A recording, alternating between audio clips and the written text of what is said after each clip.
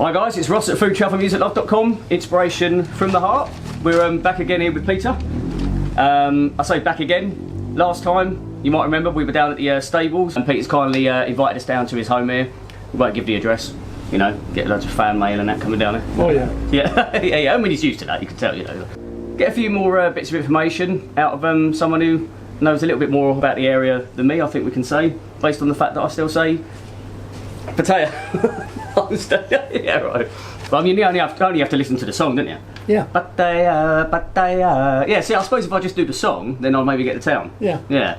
Was that, I can't remember though, was that... Actually, that was written by a Belgian guy. Oh, yeah, that's what I was going to like, yeah. And his stage name, believe it or not, was Louis de Prick. Right, okay. That was his stage name, Louis de Prick. Right. He died about 18 months ago, unfortunately. Yeah, I think I remember you saying that. Yeah, it's a shame. There's a new Pattaya song now, Little Drunk FARANG, and it's sung by a guy, but it's actually a song that's designed for a woman. Ah, right, okay, yeah, Come my bar, he mac. He say tomorrow night he'll be coming back. But it's a really interesting song. It's got about 90% of truth in it. Right, okay. So if anybody wants to come for a holiday, look at what people think of you. Right, yeah. The Little Drunk FARANG. Little Drunk FARANG, yeah. Ever so slightly stereotypical and ever so slightly true, I think. Yeah. It's totally satirical, but yeah. the amount of truth hurts. Yeah. Well, before we know. We'll start that off as a hit for the UK. Yeah. Before we know, all over Radio 2. I'm not sure Radio 2 will be the demographic for that, but like, yeah, I'm not sure. That's right. I've got my notes again, so I'm professional, but I'm not actually a newsreader or, you know, an interviewer, so, you know, we have to rely on pen and paper now and again. And editing.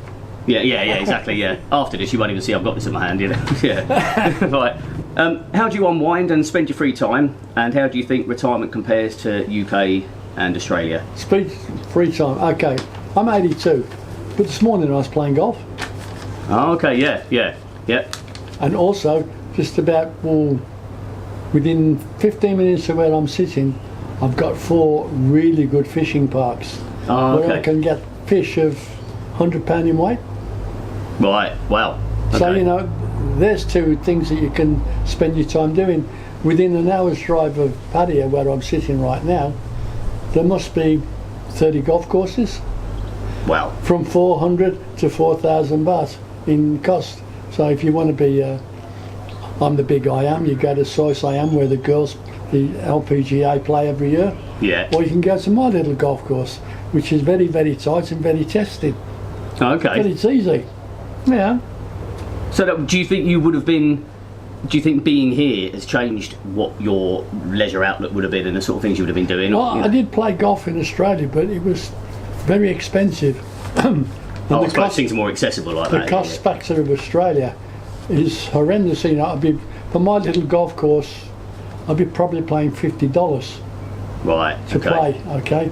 Well, today it cost me 400 baht, which is $20. Yeah, $20 or £9. Yeah. It's that different. Yeah. And the one thing that is different is the food. Right. You have so many different varieties of food. Okay, lots of it is street food. People think, oh, I don't want to eat street food. Hang on, the guy who's on that little cart, he's cooked that meal thousands of times. Do you think he might know how to cook it? Yeah, I know. Well, you'd know that by eating it yourself. Yeah. You've eaten just street food. Oh, yeah. You can't beat it. I mean, value for money and that as well. It's amazing. About £1.50? Yeah. Yeah, you get a really quite a decent meal, you know, a fair size, you know, bowl of whatever, or, you know, for, like you say, £1.50. Yeah. It's amazing. It is amazing. What I do like, I like that, and I never know which way to look at it, a lot of the street food stalls, they're set up right outside 7-Elevens. Now, I don't know whether that could be twofold. It could be that... It's an income for the 7-Eleven store to rent out its car park space. Well, okay, well, I hadn't even thought of that side of it. Well, that makes financial sense. But you wonder whether the two things are kind of competing with one another. But I like the fact that the street food lot are probably thinking, well, loads of people are coming in out of 7-Eleven, so we've got a captive audience here of some sort. We might as well try and get hold of some of these people at the busiest places where people are going in there. Well, you just talked about a 7-Eleven with a food stall outside. My wife and child, they actually eat most of the time in that situation with a little tier kitchen set up outside a 7-Eleven. Right, okay. And that's how Thais live. We cook at home, Thais don't. We have a kitchen inside the home, Thais don't. Their kitchen's outside. Well, yeah, is that more cultural and social, or is it literally? I've heard that it's economical, that it's actually a lot cheaper to go out and eat. Is that? It is. There is very competitive to either eat out or bring it home. Right. If you're preparing for 4 people, okay, it's actually cheaper to bring home. But for 1 or 2 people, it's probably just as cheap to eat out on the street. Well, yeah, you only have to work out what we've just said, 60 baht, a couple of you 120, even if you get a little side fried egg or something, 150 baht. However cheap ingredients are here, how much food can you buy at the shop for 150 baht? Yeah, well, to put an egg on top of a meal, which is very common, is about 10 baht extra. Yeah. Just to add that extra bit of protein and bulk it out a little bit. Yeah. Would you consider that you've remained a kind of a rigid Western version of yourself since living here, or have you embraced certain Thai cultures such as religion, spicy foods, communication, etc.? So I suppose that's a little bit like... There's been some changes, yeah. Basically, what your culture is remains. Yeah. You know, you can take a certain... Take a bunny out the jungle, but you can't take the jungle out the bunny. Yeah. You know, it's actually true, but that's very racist. Well, yeah, it's got other connotations down that we won't go into, but yeah. So, you know, you stay, but you do adapt to the culture you're living in, and especially the foods that you're living in. And you actually, if you didn't like Thai food when you first came here, you soon would. Yeah. You soon like some things. Yeah. Often a little bit spicy for most people. But when you calm it down, you say nit noi, and they just reduce the amount of spice, and it becomes part of your normal diet. So but there are some things that come to change your attitude, but basic attitudes of people never change. This is the problem you have in England. Yeah. The problem is not colour. The problems are culture. Yeah, I believe that. Yeah. Just to remind people as well, people can't detect the accent. People didn't watch the first one. Peter's from Birmingham originally, but I'm an Australian. Yeah, that's it, yeah. So you got a mixed up accent coming your way. Well, yeah. I remember when I first met you, I think... Well, I wasn't sure, basically. I wasn't sure, you know. There's a reason. For my first 25 years in Australia, I had someone from England stay in my house for 3 months every year. So I never ever really lost my Birmingham accent. Right, I just added some Australian phrases to my accent, my vocabulary, and the accent changed slightly. Yeah. So people would wonder, hang on, I can hear 2 things there, and it's true. Well, yeah. Although the interesting thing is, 25 years in the UK, 40 odd years in Australia, Yeah. 18 years in Thailand. I can't detect much for Thai twang there. No. Which is obviously part of that question, where you don't actually have to do that, do you? You know. It is the strangest sounding language in the world. Well, yeah. No offence, but it's just true. It's just what it is. It's what it is. And you have lots and I've started lots of English guys, and Australian guys the same, have come over, married Thai girls and taken them home. So you have got quite a large Thai culture in Europe, England. Well, yeah, Australia. coming over that way, yeah. It's actually spreading quite quickly because Thai wives are so compliant. Yeah. To use a word, they are. And we like that. They look after us. Yeah. Well, yeah, that's all we want. That's all anyone wants. I know that we want that as well, but we just want someone to look after us, care for us. Love us is a bonus. Other stuff involved is a bonus. But like, love us is a bonus. yeah. I was going to say about the dark side, actually, where we're at the moment. It seems to be like an expat community, etc. over here. It is. But are there? I just wondered why that is. Is it because you think of the quieter thing? Is it property prices, etc.? You know, is it because of the community and people know that there's other expats over here? And Well, there are other expat. It is an expat community, basically, more so than anything else. And when I first came here, I spent the first 3 months living on the bright lights of Pattaya while my first house was being built. But I knew I didn't really want to live in the bright lights. Yeah. Because you've got problems with traffic everywhere, dangerous riding, noise, especially at night if you're too close to some of the...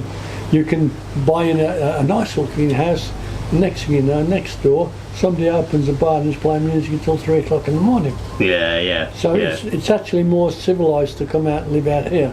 And it's a really big expat community from virtually all over the world. It's probably quite a daunting but exciting thing to come over and decide you're living here. I know, well, I'll say I know. I hadn't actually got this question down, but I know obviously you met your wife when you came here, and then but were you going to come here and live here anyway, or did you meet your wife and then that's what made you live here? I can't remember that bit. Well, what happened when I lost my wife, I spent the next 8 months with my head in a different place. I imagine, yeah. And I thought, well, I'll go to England for a holiday to see my mum before she dies. That was a waste of time. She was gaga. Oh, yeah. But I came here for a 10-day holiday first, and I met the girl I'm with today on the first day. Yeah, first, yeah. And we're still together today. Okay, then I went to England for a month, came back for my 3-month sojourn travelling around Thailand. I think I got about a week and a half into it, and this girl I'd met couldn't come out my head. So I came back to Pattaya, and I've been here ever since. So you knew at that point, basically, whether you knew on the first day or the first week, you knew you were going to live here. I knew I was going. Well, I was trying to escape. Right. Yeah. Australian life was not for me anymore. I couldn't face Australian life anymore, alone. Yeah, as a result of losing you. Yeah. With no one to look after me. Now let's be accurate about this. There we go. I was a bad boy. I want someone to look after me. And here you can do it. Yeah. Someone will look after you. I was going to ask about what's like your meal plan here, if you like. How would that differ to say if you were in Australia or the UK? So do you eat more Thai or do you have a mix of Western and Thai, or do you do a different thing day to day? I do my own breakfast every morning, and most mornings it's egg and bacon. Egg and bacon, so egg, bacon, and full on Western brekkie. Full on Western brekkie. Yeah. And then for the rest of the day, most of the times I would eat out. You'd eat out, so that would... Well, actually, I said eating out could still be, but eating out, what, Thai eating out, or whatever you decide you can either have FARANG, you can have Thai, or you can have a mixture. There's a place I go to, which is probably my favourite restaurants, and the food... there was 4 of us yesterday, took the family out, that's my wife, daughter and cousin, and we had soup starters, main meals, drinks, and the whole bill came to 680 baht, which is just over $30. Yeah, about 15 quid, $30 is about doubling it. So about 15 quid. That's for 4 people in a class restaurant. Right. And I mean a class restaurant. And they did everything from Thai to Italian to, what can I say? Some of it is not really belonging to a music, a food style. Culinary genre. It's just things that they do. The food is absolutely fabulous. Called A&E and E&K Steakhouse. And there's 3 of them in Pattaya. Oh, okay. There you go. I was about to say, give it a plug if you want. So A&E or E&K? A&E and E&K Steakhouse. What do you think they stand for? The bosses? Oh, the bosses' names. Oh yeah, there we go. Steakhouse. So steak they obviously do then. Yeah, well, chicken steak, pork steak. Okay, yeah. Beef steak. Well, beef steak, it's not very large and it's quite thin, but cooked really well. And it's Thai beef, and it's $11 for a meal. Right, okay. $5. Yeah. In a top restaurant. Well, yeah. Remember, your guts are what you live on, so enjoy what you eat. If somebody was coming over here as an expat, is the move process and the day-to-day admin and as well as the actual living here, etc., as a foreigner, is that hard, or is that quite easy in terms of paperwork, utility bills, Can be legal annoying. docs, Can be annoying. It could be. So even now, you're saying that even at this stage, it can be like Can even be just. annoying, you know. Your yearly visa, pain in the arse. Is that what you need to do? You have to do an annual visa still. Oh, you have to do an annual visa, yeah. Okay. And you have to do a 3-month stamp to prove where you are. Right. So you have to go into immigration or one of the agencies, and then you get not a stamp in your passport, you get a piece of paper in your passport saying when the next 3 months you got to turn up again. And once a year you do your visa, which is, you know, fairly straightforward. And if you really don't want to do it yourself, which most people don't, you get an agent to do it for you. Oh, okay, yeah, fair enough. So those side of things, yeah. As long as you've got someone you can trust that can help out. Yeah, there's lots of professional agencies, and I shouldn't say this, but I will. Most of them have got a good connection inside the immigration. Well, one of my questions is about who you know, so that is life. It's about who you know and connections and yeah. Are you ever concerned with that? I can't see that it would happen, but is it if there's any rule change or anything? Are you ever concerned that you'd think that there'd be one year you turn up and you're buggered and you have to change? It is a possibility, though highly unlikely. Right. Because we haven't got the wisest government in the world, and they do make silly decisions at times. Yeah. I was going to ask whether your life setup here is a representation of all expats. Who does what around the house, etc., the shopping, the cooking, the DIY, etc. Is that stereotypical like it would be with a Western setup or not? You know? No, not really. I do my breakfast and that's about it. Okay, so well maybe that is an example of how it is, but okay. So basically, well, I suppose it goes back to what you said about I wouldn't even have to do that because I can go out and get a breakfast for $5. Yeah, so it's not even as though you have to do that bit. No. But does she ever have egg and bacon in that, by the way?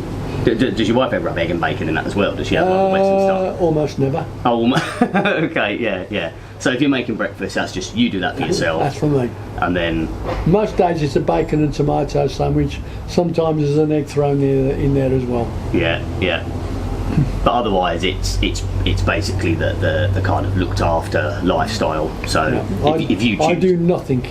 I'm a lazy bugger. Honesty is the best policy. This is it. Yeah, honesty is best. Yeah. Well, I suppose it's So whether that's a fair representation. It's a fair representation. Yeah. Oh, it is across the board anyway. Yeah. It is a fair representation. Yeah. People have got the wrong idea about living in the tropics. The tropics are not as hot as you think they are. Okay, if you go and live in Singapore, you're right on the equator, you're going to sweat like hell. Yeah. But get 500 to 1,000 miles away from the Singapore, the weather is very kind. Yeah. The minimum temperature we ever get here is around about 20 degrees in the middle of a bad storm in the middle of the night. Right, yeah. That's the minimum temperature you'll ever get. Yeah. And the highest temperature you'll ever get is around about 36 degrees, but humid. Yeah. But it's an easy climate to live in. And if you're getting old and getting a bit creaky in your bones, it's so much better for your body. Yeah, do you think that? Do you believe that? It is better for your body? 100%. That's true. It's not even a debatable point. Yeah. Living in the tropics is easy on your body. How do you think I do what I do at 80 odd? Well, there you go. Yeah, exactly. Yeah. Still out gigging all the time and golf and yeah. Go into your local pub and find that the 80-year-olds say, "Come and have a round of golf." Hey? Yeah, I know. Yeah. But here you can do it because your body's not been stressed. Yeah.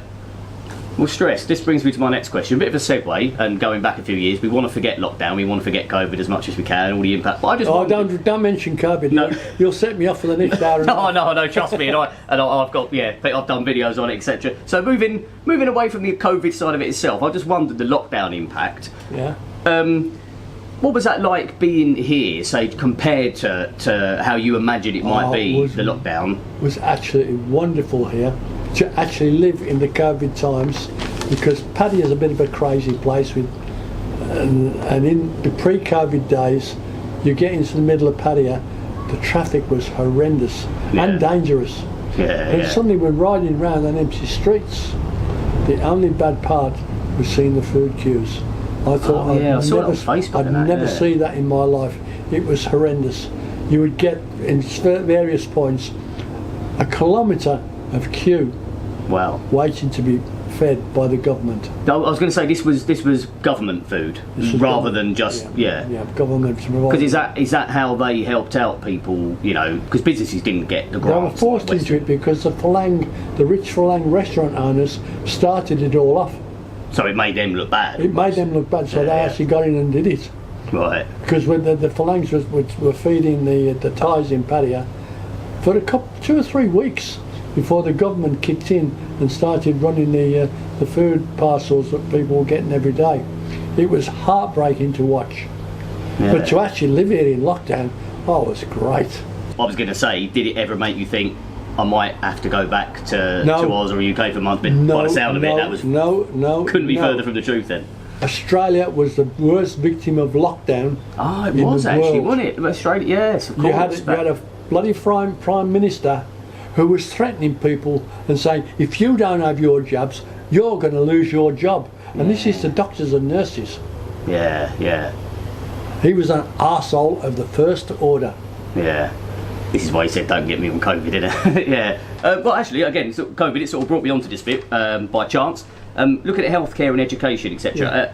How easy is that to navigate as an expat here? You know, Well, is it a case of who you know? And it's not the easiest one. I would say if you have poor health or genetic faults in your body, don't come to Thailand.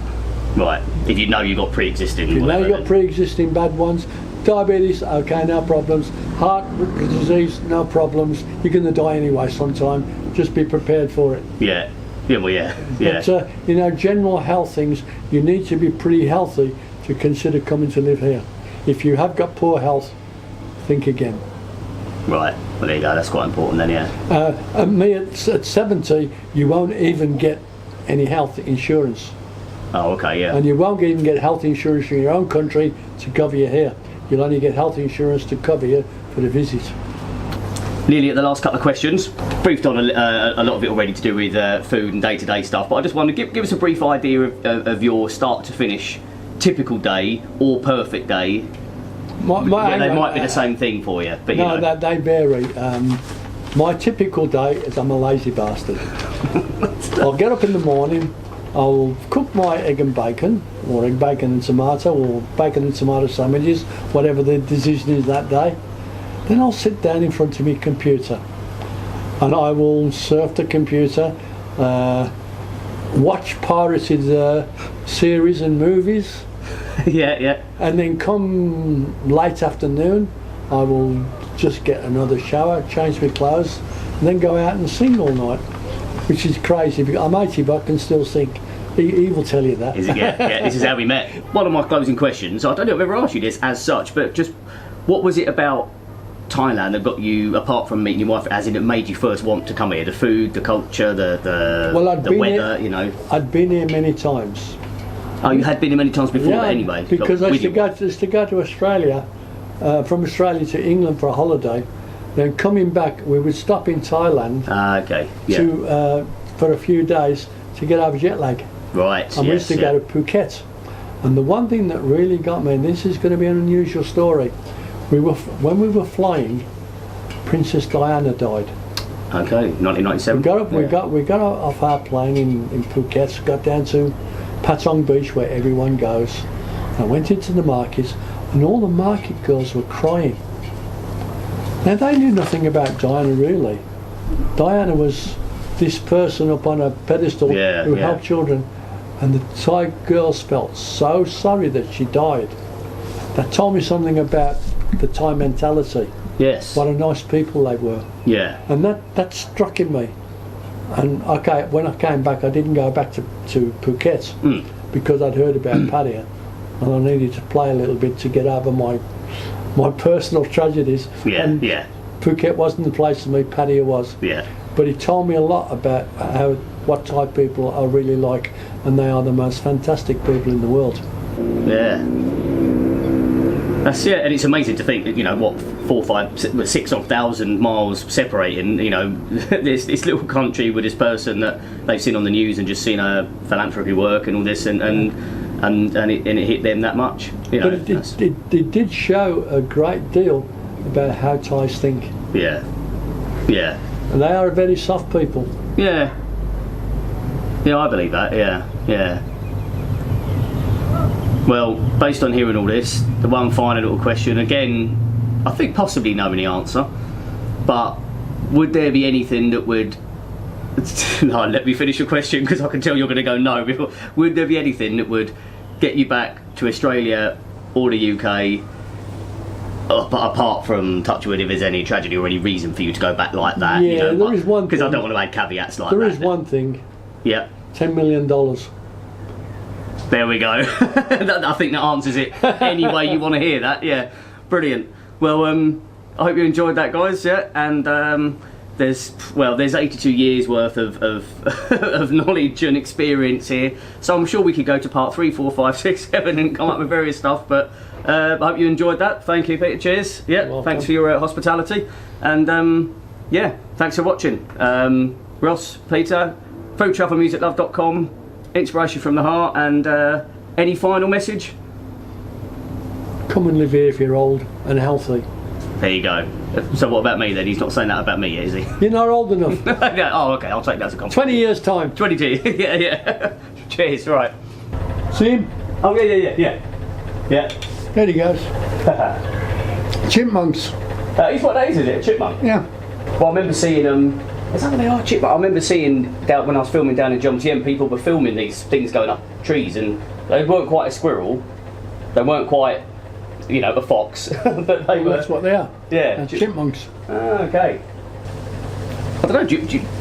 I always forget being out here. Spiders, snakes, the killer stuff. Do you get any sort of stuff like that in the... Yeah, we had a python living here for about 3 years. But just a few months ago, just the top of the road up there, I was coming on about 10:30 at night, and the guy said, "Stop! It was a reticulated python across the road. His head was off the road that side, and his tail was off the road this side. He was 30 feet long. Oh, blimey. Right where we live. But they're harmless. Well, I was about to ask. I don't know enough about snakes to know whether that's... It's the largest snake in the world, bigger than the anaconda. Yeah, but its bark's bigger than... I mean, it can bite you, but it's not venomous like that, is it? No, it's not venomous. It's a python. I mean, I think there's still a lot of people well, I mean, that would not be a fan of it. But. You know, you notice all the walls around here. If the snake wants to, it goes straight up a wall, and straight up and straight down. There's no, you can't keep the snake out. It's impossible. Well, yeah. Like you got the some of the viper family, and in the world, the viper families claim more lives than any other snake. Oh right, wow. Russell vipers are a really bad snake. And then we got the crates. Yeah. And you know the king cobras. King cobras are not really aggressive. There was a big flood in a place called Royat a couple of years ago. Right in the middle of the flood, there's this bloody great king cobra standing 5 feet in the air with his hood right out, looking at all the people. Nobody's taking them bright bit of notice. Oh God, nobody's... Yeah. Because they're not really an aggressive snake, believe it or not. Yeah. I can imagine that not being the case, you know, in sort of Ashford or Gravesend or something. You know. Yeah.